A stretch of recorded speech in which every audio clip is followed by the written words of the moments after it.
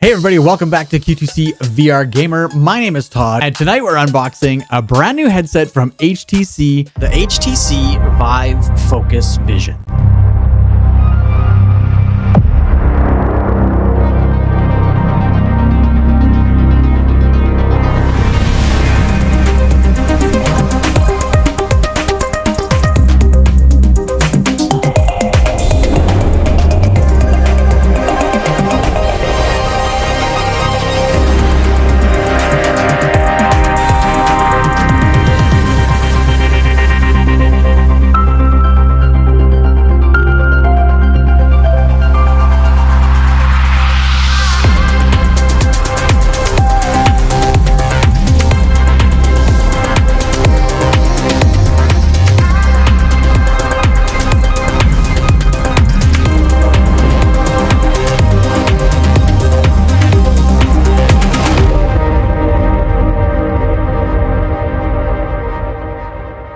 So what you get in the box, of course, is all the cables and all of the paperwork that comes with a new headset. But more importantly, you get the new HTC VIVE Focus Vision.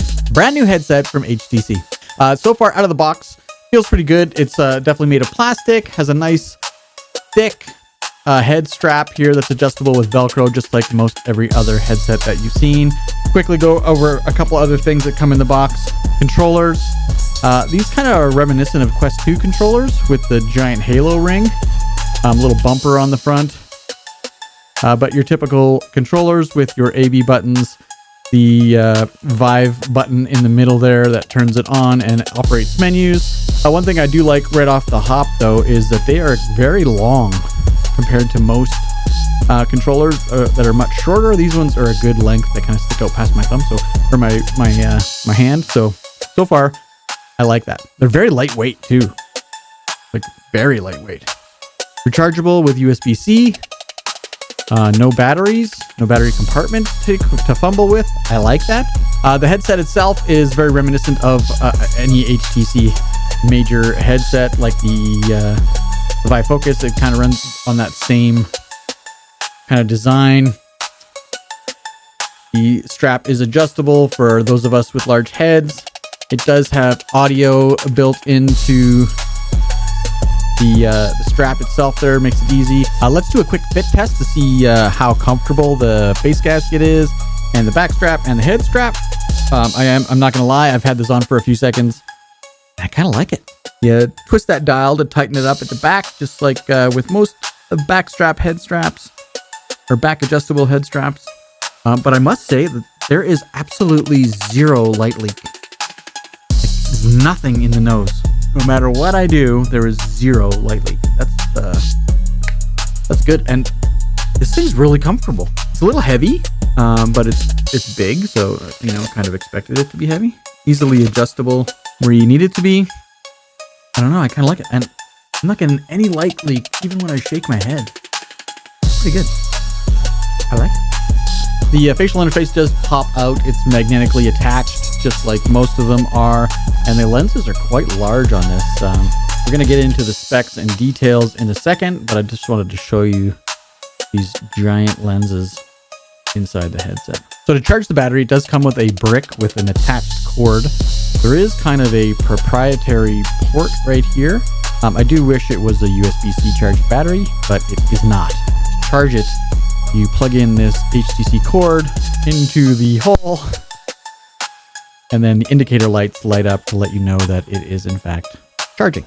And it does also come with this cool 2-to-1 USB-C cable, so you can plug it into a USB adapter, wall adapter, or into the outlet maybe on your computer, and then plug in both of your controllers to charge both the controllers at the same time from one cable.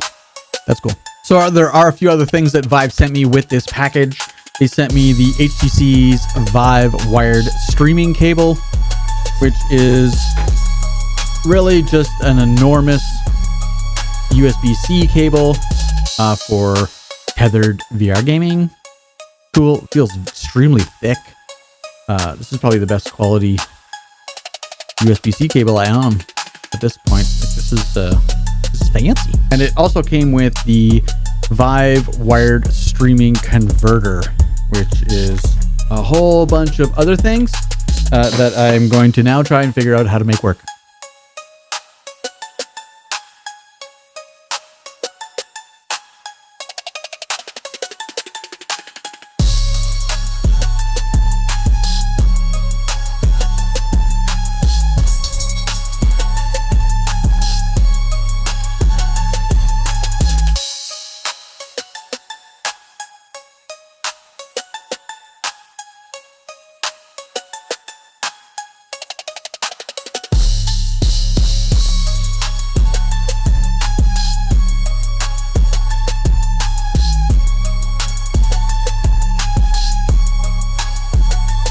All right, let's get into the details and the specs of this thing.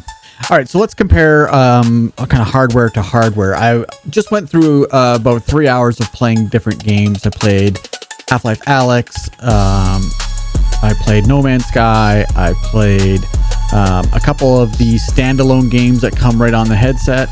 Because remember, this is not just a PC VR headset, but it is completely standalone with its own store right on the headset. And it also connects to Viveport. So if you have a Viveport subscription or you want to buy games from Viveport, you can do that. Right now it does say that it is not compatible with the Infinity subscription on Viveport, but I'm assuming that's because it's not yet released during the time of me recording this.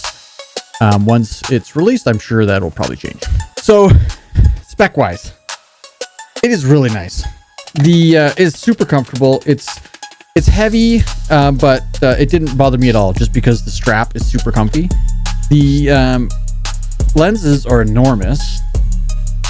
You do get a 120 degree field of view, which is a little bit better than the Quest 3's field of view. I'm just going to pull up some specs here to see. This is 120 degrees. It is noticeably wider. I also compared this to the Apple Vision Pro, and it is very noticeably wider field of view than the Apple Vision Pro. Refresh rates on the Quest 3 are 72 hertz, 80, 90, and 120. It is 90, and DisplayPort supports up to 120 later this year with a patch on the VIVE Focus Vision. It looks really great. I'm not gonna say it's bad. It's good. It's a PC VR headset. I have a very powerful PC, so I'm running a 4090 with 64 gigs of DDR5 memory. So, you know, a lot of the greatness could be coming from the computer because I generally don't have problems pushing out PC VR titles to any of my other headsets. I did, however, experience a few crashes, which were kind of frustrating. Just out of nowhere, it would just kind of hang in the headset. I do have footage that you should be seeing now that shows what I saw in the headset versus what was actually playing on the game with me sitting on a chair behind me here. 12 gigs of memory on board on the Vive Vision. There is 8 gigs of memory, I believe, on the Quest 3. This is 128 gigs of storage on the headset, but it also includes right here on the inside, it includes a micro SD card that takes up to 2 terabytes of storage. So if you wanted to store movies, install a whole bunch of games, all that kind of stuff, I'm sure it would work just fine off that. The IPD adjustment. So in the Quest ecosystem, you know, there's always a button, or you have to physically move the lenses. Not a big fan of that, because if you bump into it, especially on the Quest Pro, it drove me bonkers because it would always move. Every time I put the headset on and my nose hit the thing, it would all screw up and I'd have to readjust them all. This is cool because as soon as you put it on, it adjusts your IPD. Like every time. You just put it on your face, you hear all the little motors running, the lenses go back and forth a couple times, you stare at a dot, and it's perfect every time you put it on. Every headset should be like this. This is genius. So there is a battery inside here because you can use this thing standalone. So it, again, hides behind the headrest, or the back rest for your head. It's a 2-hour battery, which isn't the greatest. They are hot swappable. The good thing about these, though, is there is a kind of like a standby battery built into the headset in the front. So when you take the battery out to switch it, if you had more than one battery, You can do it live while you're playing games or doing your exercises or whatever it is you're doing, watching your movies. And you can quickly just swap out the battery. You got 20 minutes to swap it out before the headset will turn off. That is also very cool. One of the other benefits of this over a lot of the other Steam VR headsets out there is does follow the Vive kind of world, where it's inside out tracked with the cameras on the front. So you don't need base stations. You might see them in my play space here, but those are for other headsets. You do not need them for this. It is completely inside out tracked, which is pretty cool as well. Let's see here, what else we got for specs. Resolution on the lenses, that's a big thing. These are 2448 by 2448 pixels per eye. So a 4896 by 2448 pixels combined. So 2.4K per eye, which is better than the Quest 3. I don't think it's quite as good as the Apple Vision Pro, but better than pretty much every other headset I have. Really good. 120 degree field of view, like I mentioned. It does have the Qualcomm Snapdragon XR2 chip inside for its standalone capabilities, and 12 gigs of DDR5 memory as opposed to 8 gigs or less on some of the other headsets. So it does have 4 tracking cameras on the front. It does have 2 eye tracking cameras on the inside, so it does have eye tracking. And it has a 16 megapixel full pass-through mode. It is bright and colorful and looks good. It's not something that you could, I had troubles reading my computer. It wasn't that clear. But honestly, the only one that it is that clear is maybe the Apple Vision Pro. The other headsets I have, even their pass-throughs, is not that great. The fact, though, that you can do mixed reality titles in a full color pass-through, and when you're playing the mixed reality stuff, for me anyway, the kind of blurriness, if you want to call it that, or pixelated view of what I'm looking at in my surroundings doesn't bother me, because I'm so focused on the mixed reality portion of what I'm doing that it's fine, totally fine.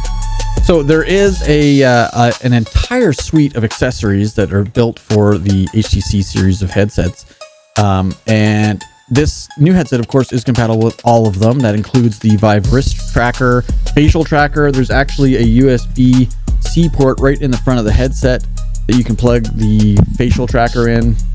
If you're a big VR chat, social VR kind of player, the Vive wrist tracker, the ultimate trackers, and there is a battery dock that you can get with extra batteries, so you can just line up your batteries to charge them, and then swap them out as you need them. At the time of the recording, I do not have any of the accessories to test or tell you how they work with this headset, but I'm assuming, given that they're all the same brand, they're all going to work just fine. One other thing I did want to mention is the audio. Audio comes out of the head strap itself, and it is a spatial audio. The audio was good. It was loud. I'm hard of hearing, so for me, it's important that I can make it very loud so that I can hear it. And it was great. Like I said, I played Half-Life Alyx, I played No Man's Sky, I played a few other games. I was impressed. So again, it does have a 5K resolution, or 2.5K per eye, 120 degree field of view, which is fantastic for PC VR. Even mixed reality titles actually can benefit from super wide field of views. It does have what they call visually lossless PC VR streaming, and that's using their streaming connector thing. It's a display port mode over USB-C, and I can't show you because it's all plugged in. But I showed you at the beginning of the video. You can always go back to the timestamp. It does have, just like your regular PC VR, the Big Screen Beyond has one, the Index has one.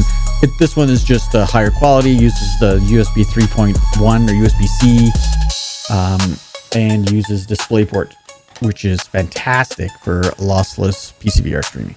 It does have a desktop app built in I think it's called Vive Desktop, which lets you use your computer inside your headset or your laptop inside your headset, so you can do work in VR, which everyone knows I'm a big fan of.